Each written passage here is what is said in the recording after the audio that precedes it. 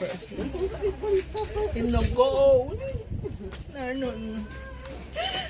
And if it did not work this morning, you know, he must be dead.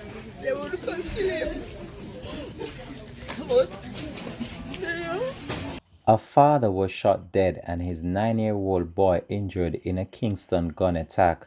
Hi again and welcome. This is Links 007 TV News Report, and we'll be right back with the details to come. Welcome to Links 007 TV News Report, providing you with the best in local and international news updates. This is a place where you can get the most reliable and informative news information. Links 007 TV News Report. Welcome back and thanks for joining us for the program. This is Links 007 TV News Report. The police have launched a manhunt for a gunman who shot and killed a 40-year-old truck driver and injured his 9-year-old son in Kingston on Monday. The deceased has been identified as Ryan Lawrence of Hildane Avenue, Kingston 2 address. Reports are that Lawrence was at home with his family members and decided to go on the road. Allegations are that the driver entered his vehicle with his children and was about to drive out his home when he was attacked by the gunman. Person. Him no go out, nor nothing. And if it did not work this morning, you know, he must be dead. They would come kill him. But, you know.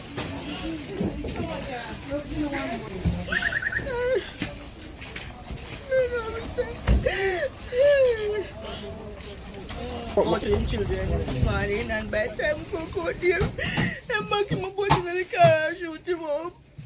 So everyone come round and him could have uncle say, the children in the car, and by the time going in the back, we look out there. We look out there, and we see for the crocodile and I breathe a bit, and the baby was crying. And then go back out there and shoot him and kill him and throw him dead.